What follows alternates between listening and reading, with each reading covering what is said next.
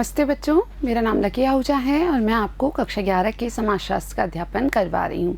तो बच्चों, कक्षा 11 के समाजशास्त्र में हम अपनी प्रथम पुस्तक समाजशास्त्र परिचय का अध्ययन कर रहे हैं और इस पुस्तक में हम अपने 3 अध्याय अब तक पूर्ण कर चुके हैं। और बच्चों, आज हम चौथा अध्याय शुरू करने जा रहे हैं। इस चौथे अध्याय का नाम है संस्कृति तथा समाजीकरण। तो आज इस अध्याय में हम संस्कृति और समाजीकरण की विशेष रूप से चर्चा प्रारंभ करेंगे। इस अध्याय के प्रथम भाग को हम अभी पढ़ेंगे और इसमें हम संस्कृति का परिचय देंगे। तो चलिए शुरू करते हैं। समाज की तरह संस्कृति शब्द को भी बार बार तथा कभी कभी अस्पष्ट ढंग से प्रयोग किया जाता है। जैसे हमने समाज की चर्चा अब तक की कि समाज शब्द को भी काफ़ी उपयोग लिया जाता है, लेकिन अस्पष्ट रूप से इसका उपयोग किया जाता है। वैसे ही संस्कृति शब्द का भी उपयोग यद्यपि बोलचाल की भाषा में काफ़ी अधिक किया जाता है, लेकिन इसे एक अस्पष्ट रूप से, अस्पष्ट ढंग से ही उपयोग में लिया जाता है। इस अध्याय में इसे स्पष्ट रूप से परिभाषित करने तथा इसके विभिन्न पक्षों का मूल्यांकन करने का प्रयास किया गया है। तो ये जो अध्याय हम प्रारंभ कर रहे हैं, वास्तव में इस अध्याय में संस्कृति के अर्थ को स्पष्ट रूप से समझने और परिभाषित करने और इसके साथ ही संस्कृति के जो अलग अलग पक्ष हैं उन सभी का मूल्यांकन करने का एक प्रयास किया गया है। रोज़मर्रा की बातों में संस्कृति कला तक सीमित है अथवा कुछ वर्गों या यहाँ तक कि देशों की जीवन शैली की तरफ संकेत करती है। तो रोज़मर्रा की भाषा में जब हम संस्कृति शब्द का उपयोग लेते हैं तो या तो ये कला के अर्थ को इंगित करती है, यानी किसी स्थान विशेष की कौन सी खास कला है उसे हम वहाँ की संस्कृति से जोड़ते हैं, या फिर कुछ वर्गों या कुछ देशों की जो जीवन शैली है उस जीवन शैली को ही हम वहाँ की संस्कृति मान लेते हैं। समाजशास्त्री एवं मानव विज्ञानी उन सामाजिक संदर्भों का अध्ययन करते हैं जिनमें संस्कृति विद्यमान है। वास्तव में समाजशास्त्री और मानव विज्ञानी ऐसे सभी सामाजिक संदर्भों का अध्ययन करते हैं जिनमें की संस्कृति उपस्थित होती है या पाई जाती है। वे संस्कृति को अलग से लेकर इसके विभिन्न पक्षों के बीच संबंधों को जानने का प्रयास करते हैं। तो ये जो समाजशास्त्री हैं, मानव विज्ञानी हैं, ये संस्कृति को अलग से भी लेते हैं, यानी अलग से पहचानने का, समझने का प्रयास करते हैं और इसके अलावा इसके जो विभिन्न पक्ष हैं उन सभी विभिन्न पक्षों के बीच के जो आपसी संबंध हो सकते हैं उन आपसी संबंधों को जानने का भी प्रयास करते हैं। जिस प्रकार से आपको अनजानी जगह या प्रदेश का पता लगाने के लिए एक मानचित्र की आवश्यकता होती है, उसी तरह से समाज में व्यवहार करने के लिए आपको संस्कृति की आवश्यकता होती है। तो बच्चों, इस बात को याद रखेंगे कि जैसे हम में से सभी को किसी अनजानी जगह पर जब हम जाते हैं या किसी स्थान विशेष का, प्रदेश का हमें पता लगाना हो तो हम सहायता लेते हैं किसकी? मानचित्र की। तो हमें मानचित्र की आवश्यकता पड़ती है। उसी प्रकार से समाज में व्यवहार करने के लिए कि कहाँ कैसा उचित व्यवहार है, उसके लिए हमें हमारी संस्कृति की आवश्यकता पड़ती है। एक क्रियाकलाप बच्चों यहाँ आपको करना है। आप किसी अन्य व्यक्ति का अपनी संस्कृति में कैसे अभिवादन करेंगे? तो बिल्कुल आप अपने स्वयं की संस्कृति में किसी से जब भेंट करते हैं, किसी से मिलते हैं तो उसका अभिवादन कैसे करते हैं? क्या आप विभिन्न व्यक्तियों, मित्रों, बुजुर्ग संबंधियों, विपरीत लिंगी अन्य समूहों के व्यक्तियों का विभिन्न प्रकार से अभिवादन करेंगे? तो इनमें से सभी से क्या आप अलग प्रकार से अभिवादन करेंगे? जैसे अपने मित्रों से, या जो आपके बुजुर्ग रिश्तेदार हैं, संबंधी हैं उनसे, या कोई विपरीत लिंग का व्यक्ति है उनसे, या अन्य समूहों के जो व्यक्ति हैं उन सभी से क्या आप सिर्फ एक ही प्रकार का अभिवादन करेंगे या अलग अलग प्रकार से अभिवादन करेंगे? अपने किसी अटपटे अनुभव की चर्चा कीजिए जब आप नहीं जानते थे कि किसी व्यक्ति का अभिवादन किस प्रकार किया जाए। तो आप अपने किसी ऐसे अटपटे से अनुभव की चर्चा भी कर सकते हैं जहाँ किसी स्थान विशेष पर आप गए और वहाँ आपको पता नहीं था कि किसी व्यक्ति विशेष से अभिवादन किस प्रकार से किया जाए। तो ये स्थिति हो सकती है हमारे साथ, और यदि आपके साथ ऐसी स्थिति हुई है तो इसकी चर्चा अपने मित्रों से, अपने साथियों से अवश्य करें। क्या यह इसलिए हुआ क्योंकि आप साझी संस्कृति को नहीं बांटते थे। तो ऐसा यदि अनुभव आपको हुआ तो क्या ये इसलिए हुआ कि जो सामने वाला व्यक्ति था जिससे आपको अंतर्क्रिया करनी थी और आप दोनों अलग अलग संस्कृतियों से थे, आपकी साझी संस्कृति नहीं थी, ये इस कारण से हुआ। परंतु अगली बार आपको पता होगा कि आपको क्या करना है, लेकिन उसी व्यक्ति से जब आप अगली बार मिलते हैं तो हम मानते हैं कि अगली बार आपको पता होगा कि उस व्यक्ति से किस प्रकार अभिवादन करना है। इस तरह आपका संस्कृति संबंधी ज्ञान बढ़ता है तथा स्वयं पुनः व्यवस्थित होता है। तो इस प्रकार हम सभी का जो संस्कृति संबंधी ज्ञान है वो हमारे अनुभवों के साथ धीरे धीरे बढ़ता जाता है और पुनः व्यवस्थित भी होता जाता है। संस्कृति एक सामान्य समझ है जिसको समाज में अन्य व्यक्तियों के साथ सामाजिक अंतःक्रिया के माध्यम से सीखा तथा विकसित किया जाता है। तो बिल्कुल संस्कृति हमारी एक सामान्य समझ है और इसे वास्तव में समाज में जब हम अन्य लोगों के साथ अंतःक्रिया करते हैं, सामाजिक अंतःक्रिया में सम्मिलित होते हैं, तो उसके द्वारा ही सीखा जाता है और ये दिन ब दिन हमारे अनुभवों के साथ विकसित होती जाती है। किसी भी समूह की आपसी सामान्य समझ इसे अन्य से अलग करती है तथा इसे एक पहचान प्रदान करती है। तो किसी भी समूह की हम बात करें तो उस समूह की जो आपसी सामान्य समझ है वह इसे अन्य समूहों से अलग करती है और इसे एक पहचान प्रदान करती है। तो ये जो आपसी सामान्य समझ जिसे हम संस्कृति का नाम दे रहे हैं, यह विभिन्न समूहों की अलग अलग होती है और एक समूह से दूसरे समूह को एक अलग पहचान भी प्रदान करती है।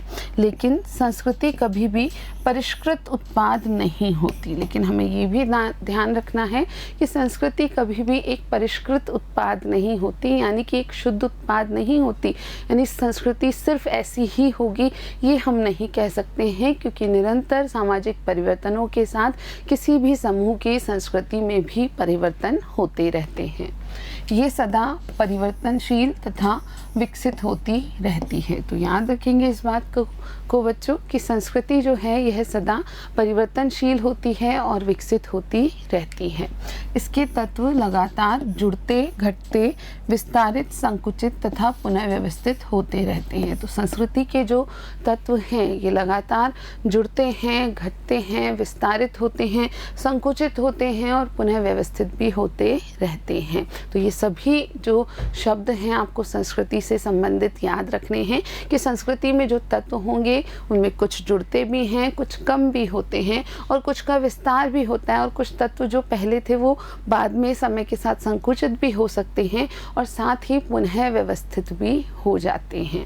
इसके फलस्वरूप संस्कृतियाँ प्रकारात्मक इकाई के रूप में गतिशील रहती हैं। और क्योंकि इस प्रकार से ये जो संस्कृति के तत्व हैं ये बदलते रहते हैं, जुड़ते घटते रहते हैं, विस्तारित संकुचित होते रहते हैं, तो ये संस्कृतियाँ जो हैं ये प्रकारात्मक इकाइयों के रूप में सदैव गतिशील रहती हैं, स्थिर नहीं होती हैं। व्यक्तियों की अन्य व्यक्तियों के साथ सामान्य समझ विकसित करने तथा विभिन्न चिन्हों तथा संकेतों से वही अर्थ ग्रहण करने की क्षमता ही मानव को अन्य प्राणियों से अलग करती है। तो वास्तव में हम मनुष्य अन्य प्राणियों से क्यों अलग है, तो बिल्कुल हमें याद रखना है कि व्यक्ति अन्य व्यक्तियों के साथ सामान्य समझ विकसित कर पाता है, विभिन्न चिन्हों और संकेतों से वही अर्थ ग्रहण कर पाता है जो कि दूसरा व्यक्ति कर पा रहा है। और हमारी यह समझ ही वास्तव में हमें अन्य सभी प्राणियों से या अन्य जंतुओं से अलग करती है। अर्थ का सृजन सामाजिक सद्गुण है जिसे हम परिवारों, समूहों तथा समुदायों में अन्य व्यक्तियों के साथ रहकर सीखते हैं। वास्तव में किसी भी दिए गए संकेतों से, चिन्हों से अर्थ का सृजन करना, अर्थ का निर्माण करना एक सामाजिक सद्गुण है और यह सामाजिक सद्गुण हम हमारे परिवारों, समूहों और समुदायों में रहते हुए ही सीख जाते हैं, क्योंकि हम हमारे परिवारों में, समूहों में या समुदायों में अन्य व्यक्तियों के साथ सामाजिक अंतःक्रिया करना सीखते हैं। हम परिवार के सदस्यों, मित्रों तथा साथियों के साथ विभिन्न सामाजिक परिवेशों में अंतःक्रिया द्वारा विभिन्न साधनों तथा तकनीकों के साथ साथ अभौतिक चिन्हों तथा संकेतों का प्रयोग करना सीख जाते हैं। तो हम में से सभी भले हम एक छोटे बच्चे के बारे में सोचें यहाँ पर, क्योंकि हम में से सभी ने कभी ना कभी जन्म लिया था, हम छोटे बच्चे थे, ठीक है। तो हम में से सभी परिवार के सदस्यों के साथ, मित्रों के साथ और साथियों के साथ विभिन्न सामाजिक परिवेशों में अंतःक्रिया करते हैं और इस अंतःक्रिया के दौरान विभिन्न साधनों और तकनीकों के बारे में जानने लगते हैं और इसके साथ साथ सभी अभौतिक चिन्हों और संकेतों का उपयोग करना भी सीख जाते। तो किसी भी सामाजिक अंतःक्रिया के दौरान हम विभिन्न साधनों और तकनीकों के उपयोग के सीखते हैं और साथ ही साथ कई अभौतिक प्रकार के जो चिन्ह हैं या संकेत हैं उन्हें कैसे उपयोग लेना है। जैसे उदाहरण है भाषा। भाषा भौतिक नहीं होती है, भाषा अभौतिक चिन्हों का एक प्रकार का व्यवस्थीकरण होती है या एक निश्चित प्रणाली होती है। तो ये भाषा हमने कैसे सीखी है, हमने इसी प्रकार सामाजिक अंतःक्रिया के कारण भाषा को सीखा है। इसमें से अधिकांश ज्ञान की जानकारी हमें व्यवस्थित ढंग से मौखिक रूप से या किताबों के माध्यम से प्राप्त होती है। अब ये जो सब कुछ हम सामाजिक अंतःक्रिया के द्वारा सीखते हैं उनमें से अधिकांश जानकारी जो है वो तो हमें एक व्यवस्थित रूप से जब हम विद्यालय जाते हैं या परिवार में कोई हमें चीज़ों को बताता है तो मौखिक रूप से या तो हमें ज्ञान प्रदान किया जाता है या फिर किताबों की सहायता से हमें ये ज्ञान प्राप्त होता है।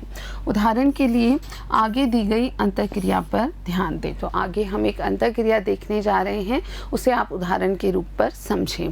ध्यान दें कि कैसे शब्द तथा चेहरे के हाव भाव बातचीत में अर्थ संप्रेषित करते हैं। तो इस उदाहरण में आपको देखना है कि किस प्रकार शब्द और किसी व्यक्ति के चेहरे के जो हाव भाव हैं ये बातचीत में अपने अर्थ को एक व्यक्ति से दूसरे व्यक्ति तक संप्रेषित कर पाते हैं। यात्री ने ऑटो चालक से पूछा, इंदिरा नगर। यहाँ वह क्रिया जिससे प्रश्न का अर्थ संप्रेषित होता है वह आँखों के संकेत में निहित है। तो जब यात्री ने एक ऑटो चालक से पूछा इंदिरा नगर, तो इस दौरान ये प्रश्न चिन्ह तो हम यहाँ लिखित भाषा में लगा करके देख पा रहे हैं, लेकिन मौखिक भाषा में ये जो प्रश्न चिन्ह होता है यह व्यक्ति की आँखों से ही संप्रेषित होता है। तो वास्तव में उसने कहा बारथीरा या क्या आप चलेंगे। तो बारथीरा शब्द एक दूसरी भाषा का है जिसका अर्थ है क्या आप चलेंगे। यदि प्रश्न का उत्तर हाँ हुआ तो चालक अपना सिर पिछली सीट की ओर हिला देगा। तो ऑटो चालक से यात्री ने पूछा है और यदि ऑटो चालक का उत्तर हाँ में हुआ कि हाँ वो उस तरफ चलना चाहता है या वो सवारी को ले जाना चाहता है तो वह अपना सिर पीछे की सीट की ओर हिला देगा। यदि उत्तर ना हुआ, जैसा कि अक्सर होता है और प्रत्येक बेंगलोर वासी जानता है, तो वह चला जाएगा या वह मुंह बनाएगा जैसे कि उसने कोई गलत शब्द सुन लिया हो, या मुस्कुराहट के साथ सिर हिलाएगा जैसे कि वह खेद व्यक्त कर रहा हो। यह उस क्षण की स्थिति के अनुसार होगा। तो उसका उत्तर यदि हाँ होगा तब तो वह पीछे की सीट की तरफ इशारा कर देगा, अपना सिर हिला देगा। लेकिन यदि उसका उत्तर ना हुआ, जैसा कि अक्सर होता है और प्रत्येक बेंगलोर वासी यह जानता है, तो ये जो घटना है ये बेंगलोर की है, तो वह चला जाएगा, यानी वो जो ऑटो चालक है वह आगे चला जाएगा, मुंह बनाएगा जैसे कि उसने कोई गलत शब्द सुन लिया हो, यानी यदि उसे उस निश्चित स्थान की तरफ नहीं जाना हो तो वो एक अलग सा मुंह बनाएगा और आगे की ओर चल देगा। या मुस्कुराहट के साथ सिर हिलाएगा, या फिर वो मुस्कुराहट के साथ सिर हिलाएगा, ना में अपना सिर हिलाएगा जैसे कि वह खेद व्यक्त कर रहा हो।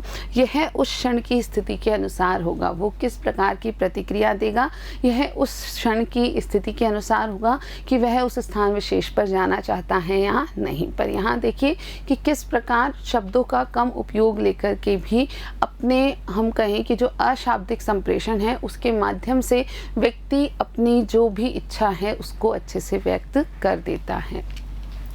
इस सीखने की प्रक्रिया से हमें समाज में अपनी भूमिका तथा उत्तरदायित्वों को पूरा करने में सहायता मिलती है। तो इस प्रकार जब सामाजिक अंतःक्रिया के द्वारा हम अपनी साझी संस्कृति को समझ पाते हैं तो ये सीखने की जो प्रक्रिया है इससे हमें समाज में हमारी भूमिका और जो हमारे उत्तरदायित्व हैं उन्हें पूरा करने में बहुत बड़ी सहायता मिलती है। परिवार में हम प्रारंभिक समाजीकरण को सीखते हैं। तो किसी भी परिवार में वास्तव में हम क्या सीखते हैं? प्रारंभिक समाजीकरण, क्योंकि कोई भी बच्चा सबसे पहले उसकी जो सामाजिक अंतःक्रियाएं होती हैं वो उसके परिवार में ही होती हैं। तो मूल या प्रारंभिक सामाजीकरण जो है बच्चे का वो उसके परिवार में होता है।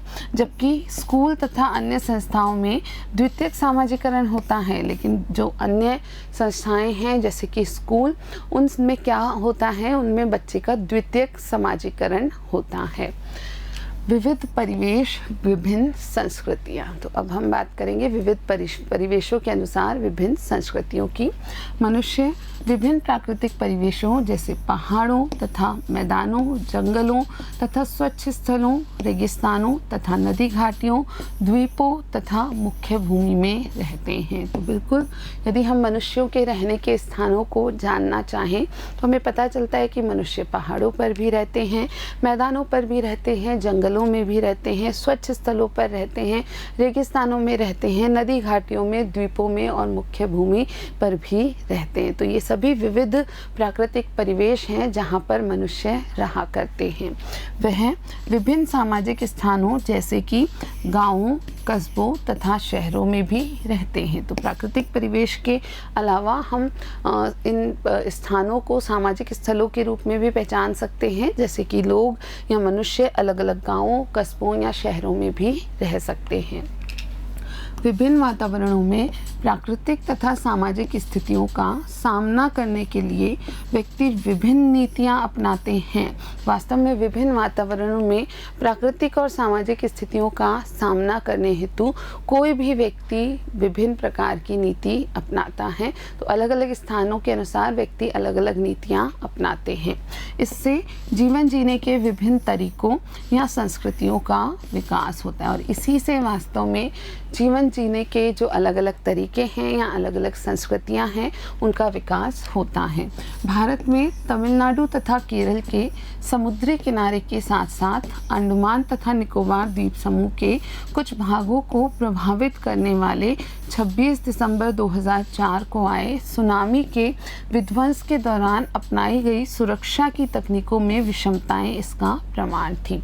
तो किस प्रकार अलग अलग भौगोलिक स्थानों पर रहने वाले लोग या अलग अलग सामाजिक स्थलों पर रहने वाले लोग अलग अलग प्रकार की संस्कृति या अलग अलग तकनीकें अपनाते हैं, इसका एक उदाहरण हमें इस घटना में देखने को मिलता है। जब भारत में तमिलनाडु और केरल के जो समुद्री किनारे थे उसके साथ साथ ही जो अंडमान तथा निकोबार द्वीप समूह थे, इनके कुछ भागों को प्रभावित करने वाला जो सुनामी तूफान आया वो था 26 दिसंबर 2004 को। तो 26 दिसंबर 2004 को आई इस सुनामी ने जो विध्वंस किया ये वास्तव में बहुत बड़ा विध्वंस था। लेकिन इस सुनामी के दौरान जिस प्रकार की सुरक्षा की तकनीकें अपनाई गई उसमें हमें विषमता देखने को मिली थी। मुख्य भूमि तथा द्वीपों के लोग अपेक्षाकृत आधुनिक जीवन शैली अपना रहे हैं। तो यह देखने को मिला कि जो मुख्य भूमि के लोग थे और जो द्वीप समूह पर रहने वाले लोग थे उन्होंने अपेक्षाकृत काफ़ी आधुनिक जीवन शैली को अपनाना शुरू कर दिया था। इन द्वीपों के मछुआरे तथा सेवा कार्मिक सचेत नहीं थे तथा इन्होंने अत्यधिक विध्वंस को सहन किया है और इसमें अनेक लोगों ने जानें गंवाई। वास्तव में इन द्वीपों पर रहने वाले जो मछुआरे थे या जो सरकारी सेवा कार्मिक थे, इन सभी ने अत्यधिक विध्वंस का सामना किया क्योंकि ये सचेत नहीं थे और वास्तव में इन स्थानों पर कई लोगों ने अपनी जान भी गंवाई थी। दूसरी ओर द्वीपों में रहने वाली आदिम जनजातियों ने जैसे कि ओंगे, जारवा, ग्रेट अंडमानी और शोपेन जिनकी आधुनिक विज्ञान तथा तकनीक तक पहुंच नहीं है, वहीं दूसरी तरफ द्वीपों में ही जो आदिम जनजातियां रहा करती थी, खासकर कुछ नाम इन जनजातियों के हमें ध्यान रखने हैं, जैसे ओंगे, जारवा, ग्रेट अंडमानी और शोपेन, इन जनजातियों का वास्तव में आधुनिक विज्ञान और तकनीक से कोई खास संबंध नहीं था। अपनी अनुभवी जानकारी के आधार पर आपदा का पूर्वानुमान लगा लिया तथा ऊंचाई वाले स्थानों पर जाकर अपना बचाव कर लिया। तो इन सभी आदिम जनजातियों के लोगों ने अपनी जो अनुभवी जानकारी जो इन्हें विरासत में मिली थी उसके आधार पर इस आपदा का पहले ही पूर्वानुमान लगा लिया था और इसी कारण से ये सभी ऊंचाई वाले स्थलों पर चले गए थे और इस कारण से ये सभी अपना आसानी से बचाव कर पाए थे। यानी वास्तव में सुनामी इनको उतना प्रभावित नहीं कर पाई थी जितना कि मुख्य भूमि पर रहने वाले लोग या द्वीप पर मुख्य द्वीप समूह में रहने वाले जो लोग थे या जो सेवा कार्मिक थे उन पर जितना विध्वंस हुआ उस सुनामी का उतना इन आदिम जनजातियों पर नहीं हो पाया। और कारण था इनकी अपनी समझ, इनकी अपनी तकनीक, इनकी अपनी संस्कृति। इससे पता चलता है कि आधुनिक विज्ञान तथा तकनीक तक पहुंच होने से आधुनिक संस्कृति द्वीपों में रहने वाली जनजातियों की संस्कृति से बेहतर नहीं हो जाती। तो बिल्कुल इससे यह अवश्य पता चलता है कि आधुनिक विज्ञान और तकनीक तक जो पहुंच हो गई है आधुनिक संस्कृति की, तो ये जो आधुनिक संस्कृति हम अपना रहे हैं तो ये वास्तव में द्वीपों में जो जनजातियां रहती हैं उनसे बेहतर नहीं हो जाती हैं कि हाँ, क्योंकि आप लोग अगर आधुनिक जीवन शैली अपना रहे हैं, विज्ञान और तकनीकी का उपयोग बढ़ा रहे हैं तो इससे आपकी संस्कृति उन आदिम जनजातियों की संस्कृति से बेहतर नहीं हो जाती। अतः संस्कृतियों को श्रेणीबद्ध नहीं किया जा सकता, परंतु प्रकृति द्वारा आरोपित दबावों का सामना करने की इनकी पर्याप्त या अपर्याप्त योग्यता के आधार पर इन्हें जांचा ज़रूर जा सकता है। तो हम इस निष्कर्ष पे पहुंचते हैं कि वास्तव में संस्कृतियों को श्रेणीबद्ध नहीं किया जा सकता, यानी कम बेहतर या अधिक बेहतर के रूप में आंका नहीं जा सकता, लेकिन प्रकृति द्वारा जो आरोपित दबाव हैं या जो प्राकृतिक घटनाएं जो मनुष्य को प्रभावित करती हैं इनका सामना करने की जो जानकारी है वो कितनी है, पर्याप्त है या अपर्याप्त है, इस योग्यता के आधार पर इन विभिन्न संस्कृतियों को एक जांच का सामना जरूर करना पड़ सकता है। यानी हम इन्हें इस आधार पर जांच जरूर सकते हैं।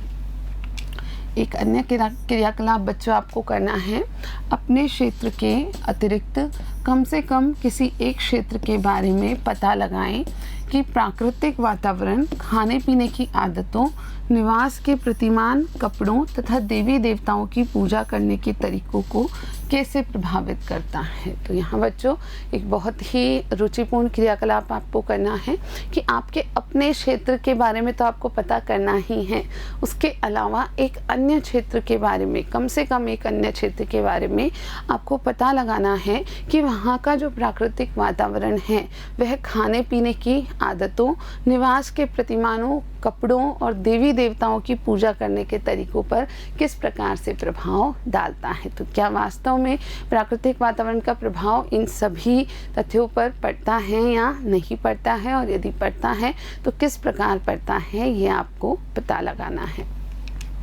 संस्कृति की परिभाषा। सामान्यतः संस्कृति शब्द का प्रयोग शास्त्रीय संगीत, नृत्य तथा चित्रकला में परिष्कृत रुचि का ज्ञान प्राप्त करने के संदर्भ में किया जाता है। यदि हम सामान्य रूप से देखें तो जनमानस की जो विचारधारा है या जो भाषा है उसमें इस संस्कृति शब्द का जो प्रयोग है वह शास्त्रीय संगीत, नृत्य और चित्रकला में जो परिष्कृत रुचि है, यानी शुद्ध रूप से जो लोग इसमें रुचि रखते हैं या इसके संदर्भ में ज्ञान प्राप्त करने के बारे में ही यह शब्द उपयोग किया जाता है। यह परिष्कृत रुचि लोगों को असांस्कृतिक आम व्यक्तियों से अलग करने के लिए रखी गई थी। वास्तव में ये जो धारणा है परिष्कृत रुचि की, कुछ लोगों की रुचि जो है शास्त्रीय संगीत, नृत्य और चित्रकला में होगी, वे उसमें पारंगत होंगे या उसमें भाग लेंगे, जबकि अन्य लोग जो हैं, आम व्यक्ति जो हैं, वे इस तरीके की क्रियाएं नहीं करेंगे। तो वास्तव में ये जो परिष्कृत रुचि की अवधारणा है यह लोगों को असांस्कृतिक आम व्यक्तियों से अलग करने के लिए बनाई गई थी। जैसा कि आजकल हम देखते हैं कि हम स्वयं चाय के स्थान पर कॉफ़ी को प्राथमिकता देते हैं। तो ये भी एक उदाहरण आप याद रख सकते हैं कि हम आजकल इस चीज़ को अवश्य देखते हैं कि लोग चाय के स्थान पर अब कॉफ़ी को अधिक प्राथमिकता देने लगते हैं। तो कॉफ़ी पीने वाले लोगों को यहाँ संस्कृति में एक उच्च स्थान के रूप में देखा जा रहा है, जबकि चाय पीने को संस्कृति के बारे में समझ ना होने के रूप में देखा जा रहा है। एक अन्य क्रियाकलाप बच्चों आपको करना है। भारतीय भाषाओं में संस्कृति शब्द के समतुल्य शब्दों की पहचान कीजिए, वे किस प्रकार से संबंधित हैं। तो आपको विभिन्न भारतीय भाषाओं में, सिर्फ एक दो भाषाओं में नहीं, जितनी भी भाषाओं में आप ढूंढ सकते हैं, आपको संस्कृति शब्द के समतुल्य शब्दों की पहचान करनी है। यानी कौन कौन से शब्द जो हैं संस्कृति के समानांतर उपयोग लिए जाते हैं, ये पता करना है। और ये शब्द जो हैं ये एक दूसरे से किस प्रकार संबंधित हैं। तो आप ये क्रियाकलाप करके भी संस्कृति के बारे में कुछ बातें जान सकते हैं। इसके विपरीत समाजशास्त्री संस्कृति को व्यक्तियों में विभेद करने वाला साधन नहीं मानते। इसके विपरीत यानी जो आम धारणा थी, सामान्य धारणा थी, उसके विपरीत जो समाजशास्त्री हैं ये संस्कृति को व्यक्तियों में विभेद करने का कोई साधन नहीं मानते हैं, परंतु जीवन जीने का एक तरीका मानते हैं जिसमें समाज के सभी सदस्य भाग लेते हैं। तो समाजशास्त्रियों द्वारा संस्कृति को कोई विशेष प्रकार के लोगों की हम कहें उन्हीं की एक बदौलत नहीं माना जाता है, अपितु यह एक साझा जीवन जीने का तरीका जो है उस रूप में स्वीकार की जाती है और इसमें माना जाता है कि समाज के सभी लोग हिस्सा लेते हैं। प्रत्येक सामाजिक संस्था अपनी स्वयं की संस्कृति का विकास करती है। यह भी माना गया है कि हर सामाजिक संस्था जो है वह अपनी स्वयं की एक विशेष संस्कृति का विकास करती है। अंग्रेज विद्वान एडवर्ड टायलर संस्कृति की एक पूर्व मानव विज्ञानीय परिभाषा देते हैं। तो ये टायलर की एक परिभाषा है जिसे संस्कृति की एक पूर्व मानव विज्ञानीय परिभाषा माना जाता है। संस्कृति या सभ्यता अपने व्यापक नृजातीय अर्थ में एक जटिल समग्र है जिसमें ज्ञान, आस्था, कला, नैतिकता, कानून, प्रथा तथा मनुष्य के समाज के सदस्य के रूप में होने के फलस्वरूप प्राप्त अन्य क्षमताएं तथा आदतें शामिल हैं। टायलर 1871। तो टायलर की यह परिभाषा काफ़ी महत्वपूर्ण है। उन्होंने यहाँ कहा कि संस्कृति या सभ्यता जो है यह अपने व्यापक नृजातीय अर्थ में एक जटिल समग्र है, कि एक सरल अवधारणा नहीं है, ये एक जटिल समग्र अवधारणा है जिसमें ज्ञान सम्मिलित है, आस्था सम्मिलित है, कला सम्मिलित है, नैतिकता सम्मिलित है, कानून सम्मिलित है, प्रथा सम्मिलित है और मनुष्य के समाज के सदस्य के रूप में होने के फलस्वरूप प्राप्त जो भी अन्य क्षमताएं उसे प्राप्त हुई हैं और उसकी सभी आदतें भी इसमें शामिल हैं। मानव विज्ञान के प्रकार्यात्मक स्कूल के संस्थापक पोलैंड के ब्रोनिस्लाव मैलिनोव्स्की 1884 से 1942 ने 2 पीढ़ियों के बाद लिखा। तो वास्तव में टायलर के 2 पीढ़ियों के बाद ब्रोनिस्लाव मैलिनोव्स्की ने एक अपना वक्तव्य दिया। उन्होंने लिखा, इनके बारे में ये भी याद रखना है मैलिनोव्स्की के बारे में कि ये प्रकार्यात्मक स्कूल के जनक माने जाते हैं। संस्कृति में उत्तराधिकार में प्राप्त कलाकृतियाँ, वस्तुएं, तकनीकी प्रक्रिया, विचार, आदतें तथा मूल्य शामिल हैं। तो उन्होंने टायलर की लगभग 2 पीढ़ियों के बाद इस बात को लिखा कि संस्कृति में किसी भी समाज विशेष में जो लोग हैं उन्हें उत्तराधिकार में जो भी कलाकृतियाँ प्राप्त होती हैं, जो वस्तुएं प्राप्त होती हैं, जो तकनीकी प्रक्रिया की समझ स्थानांतरित होती है, जो विचार, आदतें और मूल्य उन्हें प्राप्त होते हैं, वे सभी संस्कृति में शामिल होते हैं। क्लिफोर्ड ग्रीड्स ने सुझाव दिया था कि हम मानवीय क्रियाओं को पुस्तक में दिए गए शब्दों की तरह देखते हैं तथा उन्हें संदेश का संप्रेषण करते हुए देखते हैं।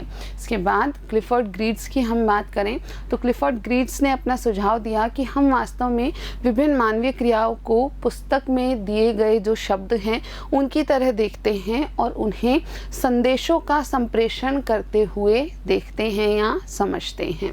उनका कथन है, मानव एक प्राणी है जो अपने स्वयं के बुने हुए महत्वाकांक्षाओं के जाल में फंसा हुआ है। मैं संस्कृति को यही जाल मानता हूँ। तो उनका कहना है कि मानव वास्तव में एक प्राणी है जो कि अपने स्वयं के बुने हुए महत्वाकांक्षाओं के जाल में ही फंसा हुआ है और मैं संस्कृति को यही जाल मानता हूँ। आगे कहते हैं, हमारी खोज किसी आकस्मिक व्याख्या के लिए नहीं है परंतु एक ऐसी व्याख्यात्मक परिभाषा के लिए है जिसका अर्थ निकलता है। ग्रीड्स 1973। तो ग्रीड्स ने आगे कहा कि हमारी ये जो खोज है कि संस्कृति एक प्रकार का महत्वाकांक्षाओं का जाल है, ये आकस्मिक व्याख्या के लिए ही नहीं है अपितु एक ऐसी व्याख्यात्मक परिभाषा के लिए है जिसका एक वास्तविक अर्थ निकल पाता है। इसी तरह लेस्ली वाइट ने संस्कृति को वस्तुनिष्ठ वास्तविकताओं को अर्थ देने वाले साधन के रूप में तुलनात्मक महत्व दिया है। अब हम लेस्ली वाइट का जो नज़रिया है उससे संस्कृति को समझें तो उन्होंने संस्कृति को जो वस्तुनिष्ठ वास्तविकताएं संसार में मौजूद हैं, इन वस्तुनिष्ठ वास्तविकताओं को अर्थ देने वाले एक साधन के रूप में तुलनात्मक रूप से काफ़ी महत्वपूर्ण माना है। इसके लिए उन्होंने किसी स्रोत विशेष के पानी को लोगों द्वारा पवित्र माने जाने का उदाहरण दिया है। तो वास्तव में लेस्ली वाइट ने इस संदर्भ में एक उदाहरण दिया कि किसी स्रोत विशेष का जो पानी है उसे किसी विशेष संस्कृति में पवित्र माना जाता है और यही वास्तव में संस्कृति का एक उदाहरण है कि किस प्रकार से जो वस्तुनिष्ठ वास्तविकताएं हैं समाज की, स्थान विशेष की, उसको एक अर्थ दिया जाता है। तो ये जो पानी है जो कि अन्य बहुत सारे स्रोतों में भी उपलब्ध होता है लेकिन उस स्रोत विशेष के पानी को पवित्र माना जाकर उसे एक अलग ही अर्थ प्रदान किया जाता है। क्या आपने मेलिनोव्स्की की परिभाषा में कोई ऐसी चीज़ देखी है जो टायलर की परिभाषा में नहीं है? तो हमने दोनों परिभाषाएं देखी। तो यहाँ हमने मेलिनोव्स्की का जो परिभाषा था उसको देखा तो ये था जहाँ पर उन्होंने लिखा है कलाकृतियाँ, वस्तुएं, तकनीकी प्रक्रिया, विचार, आदतें और मूल्य। ठीक है, इससे बिल्कुल पहले हमने टायलर की परिभाषा देखी थी जिसमें उन्होंने ज्ञान की बात की है, आस्था की, कला की, नैतिकता, कानून, प्रथा की बात की है। तो उन्होंने मूल्यों को यहाँ पर जोड़ा है, कलाकृतियों को, वस्तुओं को, तकनीकी प्रक्रियाओं को और आदतों को मेलिनोव्स्की ने यहाँ अपनी तरफ से रखा है। तो आगे हम चर्चा करते हैं इस बारे में। कला के अतिरिक्त टायलर द्वारा सूचीबद्ध की गई सभी वस्तुएं अभौतिक हैं। जब हम टायलर की परिभाषा देखते हैं तो वास्तव में टायलर ने जो सारी चीज़ों को संस्कृति में सम्मिलित किया है उसमें कला के अतिरिक्त जितनी भी चीज़ें हैं वे सभी की सभी अभौतिक हैं, जबकि मेलिनोव्स्की की परिभाषा में भौतिक चीज़ों को अधिक महत्व दिया गया है। इसका कारण यह नहीं है कि टायलर ने स्वयं कभी भी भौतिक संस्कृति पर ध्यान नहीं दिया। तो टायलर की परिभाषा से जो हमें देखने को मिल रहा है कि उनकी परिभाषा में भौतिक वस्तुओं पर अधिक ध्यान नहीं दिया, लेकिन यहाँ माना जा रहा है कि इसका कारण यह नहीं है कि टायलर ने स्वयं कभी भी भौतिक संस्कृति पर ध्यान ही नहीं दिया। वास्तव में वह संग्रहालय के अध्यक्ष थे तथा मानव विज्ञान पर उनके अधिकांश लेख विश्व के विभिन्न समाजों की कलाकृतियों तथा औजारों की जांच पड़ताल पर आधारित हैं, जहां की उन्होंने कभी कोई यात्रा नहीं की थी। यदि हम वास्तविक स्थिति जाने तो टायलर जो थे वो एक संग्रहालय के अध्यक्ष थे और मानव विज्ञान पर जो उनके बहुत सारे लेख प्रकाशित हुए वो लेख जो है वो विशेषकर विश्व के अलग अलग समाज की कलाकृतियों और उसके अलावा जो वहाँ के औजार हैं उनकी जांच पड़ताल पर ही आधारित थे, लेकिन इन स्थानों की उन्होंने कभी भी कोई यात्रा नहीं की थी। तो विश्व के अलग अलग स्थानों के जो औजार थे, वहाँ की जो कलाकृतियाँ थी, उन सभी के बारे में उन्होंने अपने लेखों में लिखा, उनका एक तुलनात्मक अध्ययन भी प्रस्तुत किया। लेकिन वास्तव में टायलर ने इन स्थानों की कोई भी यात्रा कभी नहीं की थी। अब हम संस्कृति के बारे में उनकी परिभाषा को इसके अति सूक्ष्म तथा अमूर्त आयामों पर आधारित एक प्रयास के रूप में देख सकते हैं, ताकि उनके अध्ययन में शामिल समाजों के बारे में व्यापक समझ प्राप्त की जा सके। तो इस आधार पर जो टायलर की परिभाषा है, उसे हम संस्कृति का जो अति सूक्ष्म या अमूर्त आयाम हैं, उनके अध्ययन का एक प्रयास के रूप में देख सकते हैं, ताकि जो उनके अध्ययन में शामिल जो व्यापक समाज थे, उन सभी समाजों के बारे में एक गहन समझ विकसित की जा सके। क्योंकि वो भौतिक चीज़ों का पहले अलग से अध्ययन कर चुके थे, इसलिए संस्कृति की परिभाषा में यहाँ उन्होंने अभौतिक जो चीज़ें हैं उन्हीं को सम्मिलित किया है। मेलिनोव्स्की प्रथम विश्व युद्ध के दौरान पश्चिमी प्रशांत महासागर के एक द्वीप पर फंस गए थे। तब उन्होंने इस बात की खोज की कि जिस समाज का आप अध्ययन कर रहे हैं, वहाँ लंबी अवधि तक रहना कितना महत्वपूर्ण है। अब हम बात करें मेलिनोव्स्की की, तो इन्होंने प्रथम विश्व युद्ध के दौरान ये कहीं पर गए थे, पश्चिमी प्रशांत महासागर के एक द्वीप पर, और वहाँ पर ये फंस गए थे, यानी वहाँ से वापस नहीं निकल पाए थे। और तब ही उन्होंने इस बात की खोज की, यानी इस बारे में बताया कि जिस समाज का आप अध्ययन कर रहे हैं, उस समाज विशेष में लंबी अवधि तक, लंबे समय तक रहना कितना महत्वपूर्ण हो सकता है। मानव विज्ञानीय अध्ययनों में संस्कृति की बहुल परिभाषाओं ने अल्फ्रेड क्रोबर तथा क्लाइड क्लूखोन, संयुक्त राज्य के मानव विज्ञानी, को 1952 में एक व्यापक सर्वेक्षण culture a critical review of concepts and definitions के प्रकाशन में मदद की। तो कई सारे जो मानव विज्ञानी अध्ययन हुए, इन सभी अध्ययनों में संस्कृति की जो बहुत सारी परिभाषाएं थी, उन्हें अल्फ्रेड क्रोबर और क्लाइड क्लूखोन ने एक व्यापक सर्वेक्षण किया 1952 में, और उसको प्रकाशित किया इस नाम से culture a critical review of concepts and definitions. तो वहीं से अभी कुछ उसका भाग हम देखने जा रहे कि किस प्रकार इन्होंने बहुत सारी संस्कृति की परिभाषाओं को संकलित करके और संस्कृति के अर्थ को प्रस्तुत किया। संस्कृति का सोचने, अनुभव करने तथा विश्वास करने का एक तरीका है। तो संस्कृति क्या क्या है, ये हमें यहाँ देखने को मिलता है। तो यह सोचने, अनुभव करने और विश्वास करने का एक तरीका है। लोगों के जीने का एक संपूर्ण तरीका है। तो संस्कृति लोगों के जीने का एक संपूर्ण तरीका है। कुछ परिभाषाओं में संस्कृति को इस तरह परिभाषित किया है। व्यवहार का सारांश है। तो किसी भी समाज विशेष के जो सामान्य साझा व्यवहार है, उसका सारांश है संस्कृति। सीखा हुआ व्यवहार है, कि संस्कृति पूर्ण रूप से सीखा हुआ व्यवहार है। सीखी हुई चीज़ों का एक भंडार है। तो इसके अलावा यह भी कहा गया है कि संस्कृति सीखी हुई चीज़ों का एक भंडार है। सामाजिक धरोहर है, जो कि व्यक्ति अपने समूह से प्राप्त करता है। तो संस्कृति एक प्रकार की सामाजिक धरोहर है, ऐसी धरोहर जिसे व्यक्ति अपने समूह से ही प्राप्त करता है। बार बार घट रही समस्याओं के लिए मानकीकृत दिशाओं का एक समुच्चय है। तो जो बार बार किसी समाज में समस्याएं घट रही होती हैं, उन्हें किस दिशा में हमें समाधान करना है, उसके लिए एक दिशा प्रदान करने का समुच्चय है। व्यवहार के मानकीय नियमितीकरण हेतु एक साधन है। तो संस्कृति जो है, यह व्यवहार विशेष के मानकीय नियमितीकरण के लिए एक साधन है, यानी किसी समाज के सभी लोगों के व्यवहार का मानकीय नियमितीकरण हो सके, इसी का एक साधन है संस्कृति। इन परिभाषाओं की तुलना यह देखने के लिए करें कि इनमें से कौन सी परिभाषा या परिभाषाओं का समुच्चय आपको सबसे ज़्यादा संतोषजनक लगता है। तो ये जो सारी परिभाषाएं हमने देखी, जो कि एक विशेष रूप से संकलित की गई थी, तो इन सभी परिभाषाओं में से कौन सी विशेष परिभाषा या कौन सा परिभाषाओं का समुच्चय आपको संस्कृति के लिए सबसे ज़्यादा संतोषजनक लगता है। आप शायद सबसे पहले बार बार प्रयुक्त शब्द तरीका, सीखना तथा व्यवहार को पाएंगे। ऐसा करने के दौरान जब आप इन परिभाषाओं को वापस गौर से देखेंगे तो आपको जो बार बार प्रयुक्त शब्द हैं, तरीका या सीखना या व्यवहार, सबसे पहले ये नज़र में आएंगे। हालांकि यदि आप यहाँ ध्यान से देखेंगे कि प्रत्येक शब्द का प्रयोग कैसे किया है तो अर्थों के बदलाव को पाएंगे, लेकिन आप जब बहुत ध्यान से देखेंगे कि हर शब्द का उपयोग हर परिभाषा में किस प्रकार से किया गया है तो आप इनके अलग अलग अर्थ को भी समझ पाएंगे।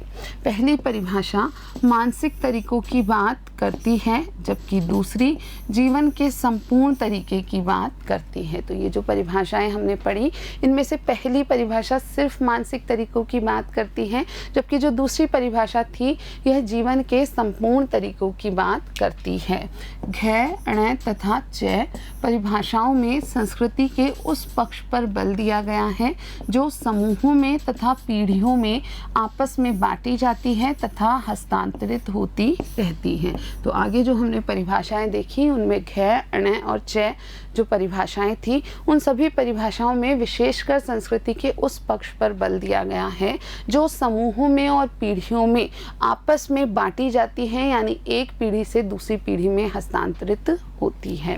अंतिम दो परिभाषाओं में पहली बार संस्कृति को व्यवहार निर्देशित करने के साधन के रूप में दर्शाया गया है, जबकि जो आखिरी दो परिभाषाएं हमने देखी, उन आखिरी दो परिभाषाओं में पहली बार संस्कृति को लोगों के व्यवहार को निर्देशित करने के साधन के रूप में प्रस्तुत किया गया है। तो बच्चों, आज के इस भाग में हमने संस्कृति की जो मूल अवधारणा है उसको समझा है। संस्कृति को किस प्रकार विभिन्न विद्वानों ने अलग अलग रूप से परिभाषित किया है, ये हमने जाना और हम इस अध्याय को सीखना जारी रखेंगे। आज के लिए इतना ही। वीडियो देखने के लिए आप सभी का बहुत बहुत धन्यवाद।